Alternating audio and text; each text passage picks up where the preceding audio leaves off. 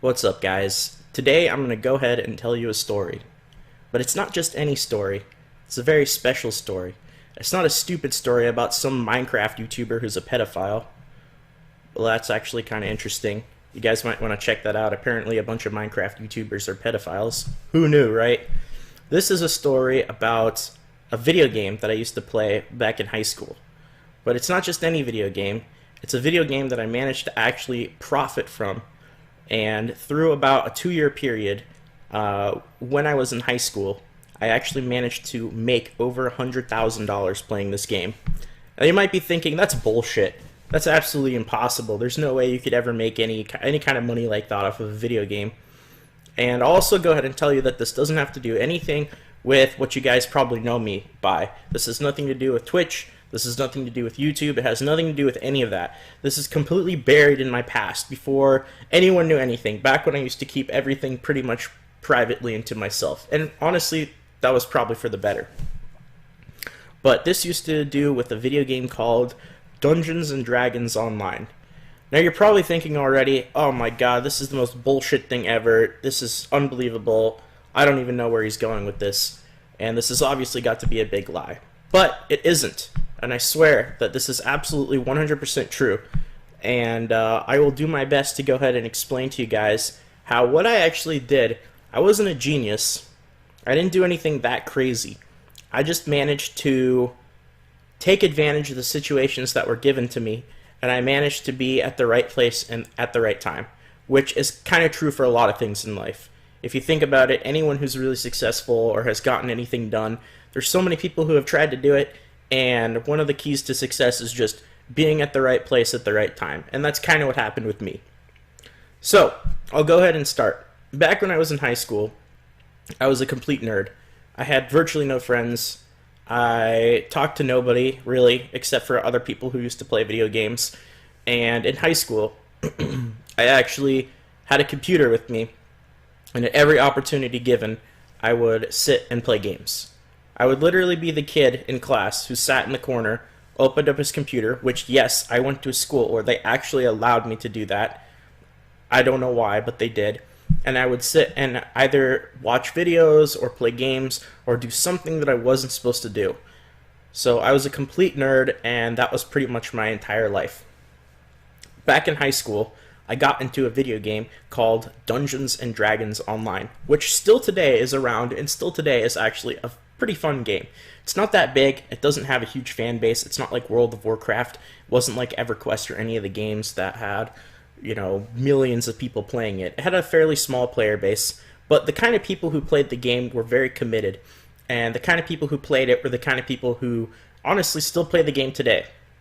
It had a very small niche, very close player base of people who were all Dungeons and Dragons nerds. People who liked the whole D&D system, dice, dragons, dungeons. I don't know what else Dungeons and Dragons has in it, because honestly, I wasn't a huge Dungeons and Dragons nerd. I just had a couple of friends who wanted to play the game, and I decided to join them. So I started playing the game.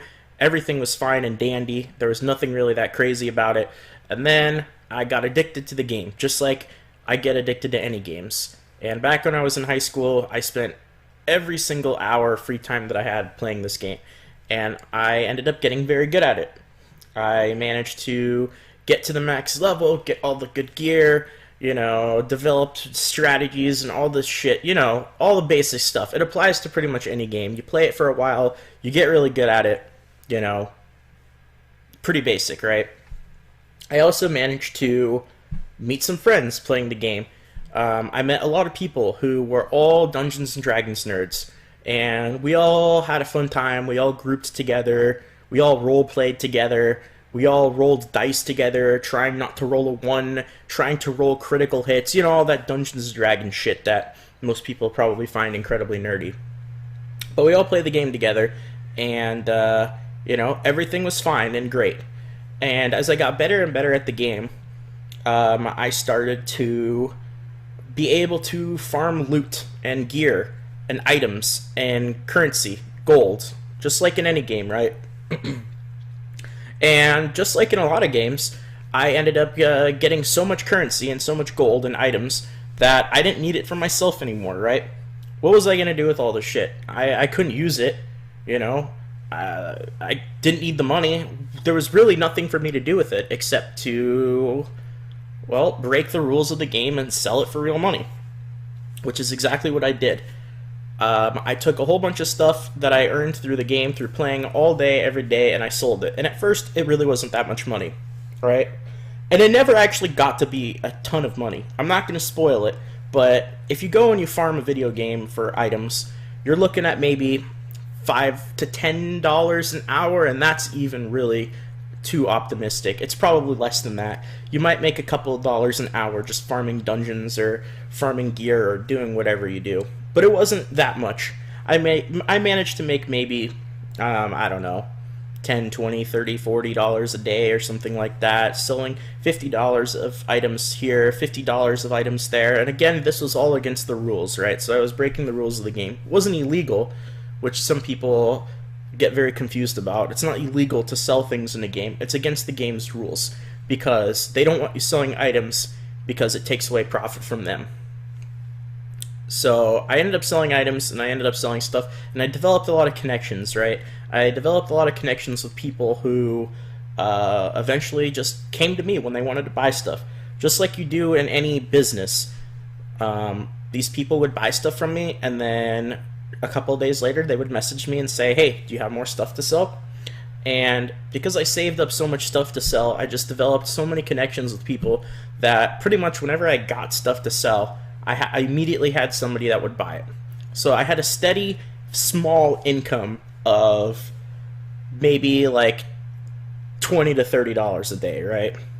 But if you do the math, even over 2 years, that doesn't even come close to $100,000. Not even close. You might be able to make, you know, money to buy some video games or money to buy some small things here or there, but that's not anywhere close to the amount of money that I'm claiming to have made. So what does that mean? Does that mean that I'm lying? No, it just means that I haven't told you the whole story yet. So, this developed even further, and the next step was I actually managed to recruit people to my, I don't want to say it like this, but to my army of people who would farm stuff for me and who I vastly, vastly underpaid. That sounds really rude and it sounds really mean, and I was not a nice person. I was a douchebag, right? I would never, ever, ever tell anyone how much money I made through selling an item. For an example, I could have, you know, +1 fiery war axe of destruction. That's just an example, right? I could sell a +1 fiery war axe of destruction to somebody for $5. But because I was mean and douchebag and I was trying to make a lot of money, I could find people to buy this item for $1 or $2. Like pretty much 20 to 30% of how much I sold it for. So I started to use all my connections of people that I knew through playing the game to form all these business connections, and my business grew, right? It grew from me farming items personally and selling them, and me being the only person who actually farmed things, into me actually asking at first just a couple people, which then turned into dozens of people, which then turned into like 40 or 50 different people, or even more than that. I don't even know. I lost track of so many business transactions and everything that literally all day long I was just constantly either emailing or Skyping or messaging or talking on TeamSpeak with people over various item transactions, right? And again, the game isn't that big, right? So I pretty much destroyed the entire server's economy by doing this, and this definitely caught the attention of the game maker, which was Turbine at the time. So I'll explain more about that later, but this definitely caught their attention. And because the game wasn't that big, a lot of people kind of knew that I was doing this, right?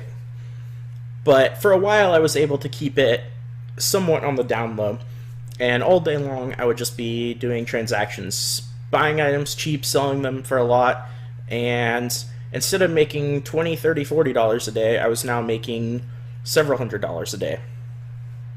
And this is when I should have been content with what I did, and I should have been happy with it, but greed kind of took over. And now comes step 3, which is where I really blew it. And this is the part that kind of ruined my whole business.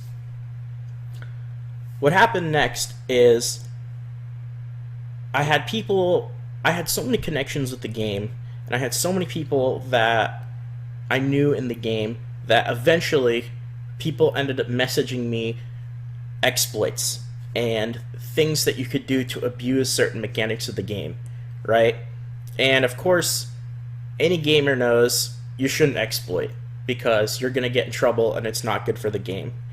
But because I wasn't a good person and because I was kind of a douchebag, I instead found a way to profit from this, right?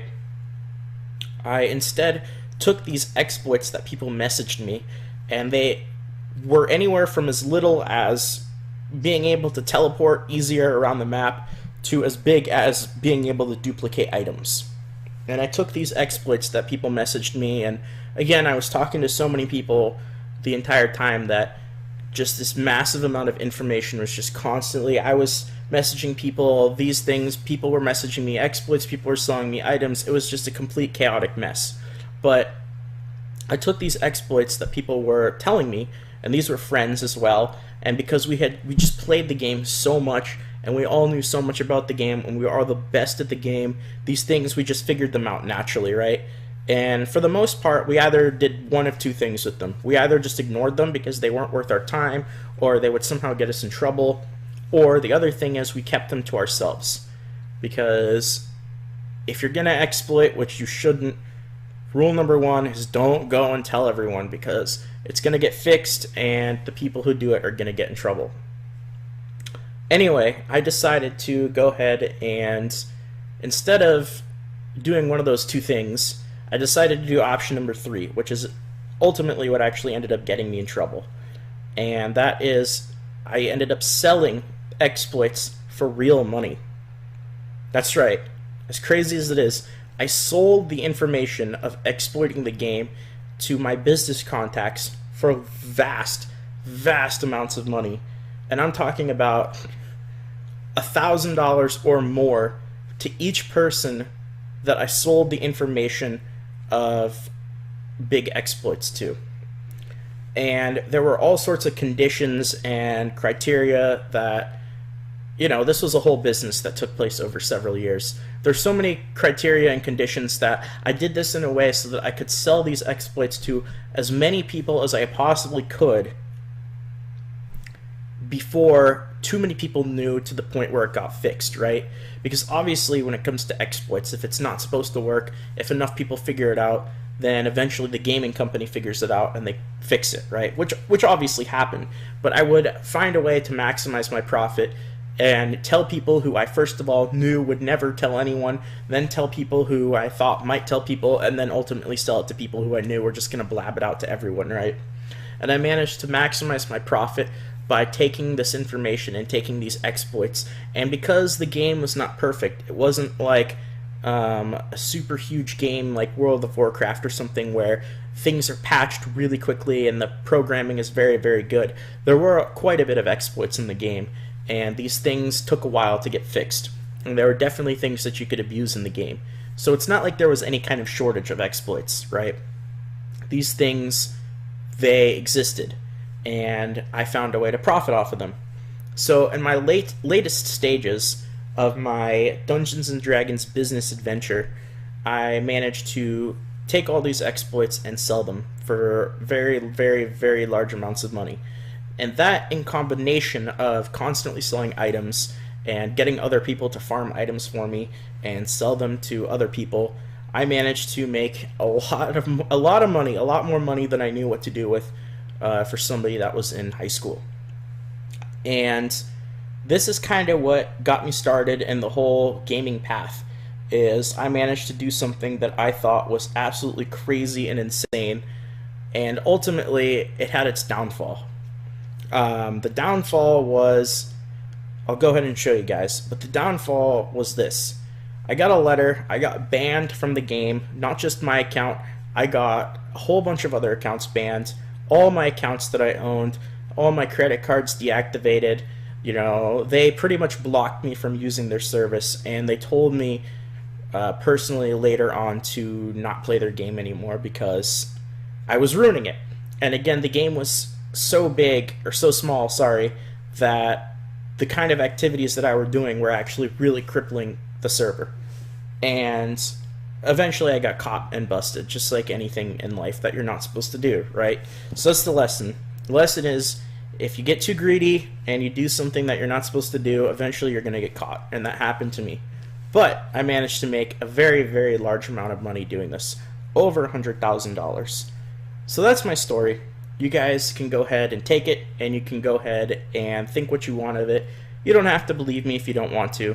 That's totally fine. But a lot of people really enjoyed the story back when I used to tell it on stream, and that's exactly what I did. So hopefully for those of you guys who did like it and did enjoy it, I thank you for watching. Feel free to go ahead and give it a thumbs up, and of course, if you're new to the channel, feel free to subscribe. So thanks again, everyone. More videos coming soon, and that is the story of how I made over $100,000 in high school playing a video game. Take care.